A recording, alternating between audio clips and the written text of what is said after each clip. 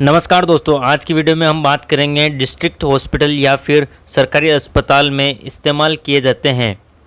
हम जानेंगे कि कौन कौन से इंजेक्शन हैं और उनके क्या क्या काम हैं। तो दोस्तों, हमारा पहला इंजेक्शन है लिग्नोकेन इंजेक्शन। ये लोकल एनेस्थीसिया होता है, यानी कि ये जहाँ भी दिया जाता है उस बॉडी पार्ट को यह सुन्न कर देता है। तो जब भी किसी का ऑपरेशन करना होता है तो उस हिस्से को सुन्न करने के लिए इस इंजेक्शन का इस्तेमाल किया जाता है। इसके बाद दूसरा इंजेक्शन है रेनिटिडिन इंजेक्शन। तो यह इंजेक्शन सरकारी अस्पतालों में बहुत ज़्यादा इस्तेमाल किया जाता है। यह एक अल्सर हीलिंग ड्रग है, यानी कि जब भी किसी के बहुत ज़्यादा एसिड बनता है या गैस बनती है तो उसे कम करने के लिए इसका इस्तेमाल करते हैं या फिर छालों में किया जाता है। इसके बाद है फेनेरामाइन इंजेक्शन। यह एंटीहिस्टामाइन इंजेक्शन है और इसका बहुत ही कॉमन नेम है एविल।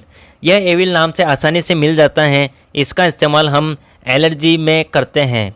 किसी को एलर्जी हो जाती है या फिर किसी की त्वचा पर खुजली होती है या फिर कॉमन कोल्ड में भी इसका इस्तेमाल किया जाता है। किसी को काफ़ी छींकें आती हैं, आँखों से पानी आता है, तो उसमें भी इसका इस्तेमाल किया जाता है। इसके बाद यहाँ पर है पैरासीटामोल इंजेक्शन। तो यह भी बहुत ज़्यादा इस्तेमाल किया जाने वाला इंजेक्शन है। यह एक NASID है, यानी कि non steroid anti inflammatory drug. तो इसका इस्तेमाल हम बुखार और दर्द में करते हैं। अगला इंजेक्शन है डाइक्लोफेनेक। यह NSAID है और यह पेन किलर इंजेक्शन है।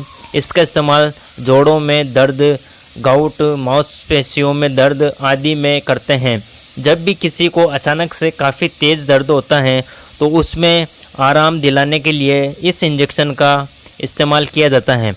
अगला इंजेक्शन है जेंटामाइसिन। इसका नाम आपने काफ़ी सुना होगा क्योंकि इसका इस्तेमाल बहुत ज़्यादा किया जाता है। यह एक एंटीबायोटिक है। एंटीबायोटिक क्या होता है? जब भी किसी को बैक्टीरियल या जीवाणु के द्वारा इन्फेक्शन हो जाता है तो उस समय इस इंजेक्शन का इस्तेमाल करते हैं। इसका इस्तेमाल सीरियस बैक्टीरियल इन्फेक्शन, यानी कि किसी को काफ़ी ज़्यादा इन्फेक्शन हो जाता है, जैसे कि मेनिंजाइटिस यानी कि दिमाग में इन्फेक्शन हो या फिर निमोनिया आदि, इन केसेस में इस इंजेक्शन का इस्तेमाल किया जाता है। इसके बाद यहाँ पर है सेफ्ट्राजोन। तो यह भी एंटीबायोटिक इंजेक्शन है। इसका इस्तेमाल बैक्टीरियल इन्फेक्शन जैसे कि UTI यानी कि पेशाब की नली में इन्फेक्शन, ENT यानी कि नाक, कान, गले में इन्फेक्शन, रेस्पिरेटरी इन्फेक्शन आदि, इन सभी केसेस में इस इंजेक्शन का इस्तेमाल किया जाता है। इसके बाद यहाँ पर है मेटाक्लोप्रोमाइड। तो यह एक एंटी इमेटिक इंजेक्शन है। यह उल्टी को कम करने वाला इंजेक्शन है।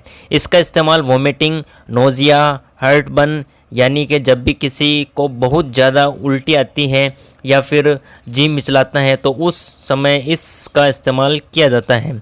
अगला इंजेक्शन है हायोसाइन। यह एक एंटीस्पास्मोडिक इंजेक्शन है, यानी कि ये मरोड़ वाले दर्द को कम करता है। जब भी किसी के पेट में काफ़ी तेज़ दर्द होता है तो या फिर उसके किडनी में दर्द होता है, यानी कि पेट में मरोड़ वाला दर्द होता है, तो उस समय इस इंजेक्शन का इस्तेमाल किया जाता है। अगला इंजेक्शन है एट्रोपिन। यह एंटीकोलिनर्जिक इंजेक्शन है।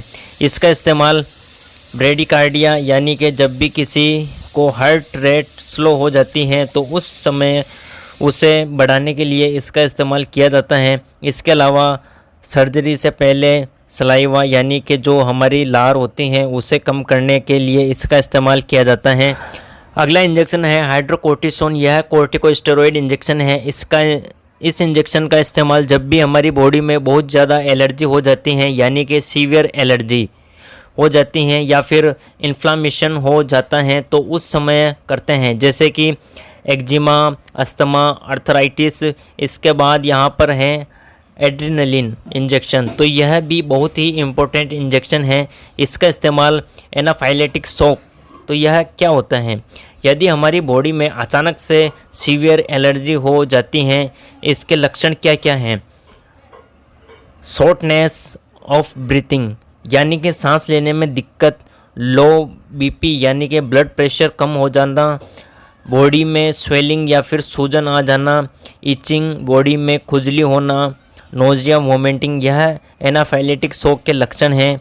ये कैसे होता है? तो मान लीजिए किसी को मेडिसिन दी गई और वो उसे रिएक्शन कर दे तो उसकी बॉडी में ये लक्षण देखने को मिलते हैं, तो उस समय इस इंजेक्शन का इस्तेमाल किया जाता है। यह इमरजेंसी इंजेक्शन है। इसके बाद यहाँ पर है डाइजेपाम। तो यह डाइजेपाम ट्रांकुलाइजर ग्रुप से बिलोंग करता है और इसका इस्तेमाल मानसिक बीमारियों में किया जाता है, जैसे कि एंजाइटी यानी कि घबराहट, सीजर यानी कि दौरे पड़ना आदि में किया जाता है। इसके बाद यहाँ पर है फुरसेमाइड। तो यह एक डायूरेटिक इंजेक्शन है, यानी कि ऐसे इंजेक्शन जो कि पेशाब बढ़ा देते हैं या फिर हमारी बॉडी से पानी को कम कर देते हैं। यह पेशाब बढ़ाने वाली दवा है। इसका सूजन, जब भी बॉडी में कहीं सूजन आ जाती है तो उसे कम करने के लिए, या फिर हाइपरटेंशन, जब भी हमारा ब्लड प्रेशर काफ़ी बढ़ जाता है तो उसे कम करने के लिए भी इसका इस्तेमाल किया जाता है।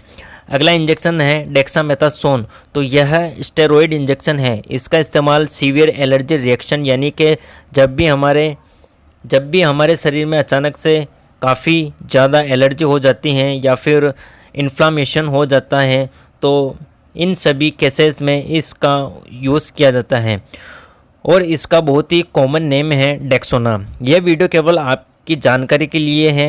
इनमें से कोई भी मेडिसिन खुद से इस्तेमाल नहीं करनी है, डॉक्टर की सलाह के अनुसार ही इस्तेमाल करें। वीडियो पसंद आए तो लाइक एंड सब्सक्राइब ज़रूर करें। Thank you.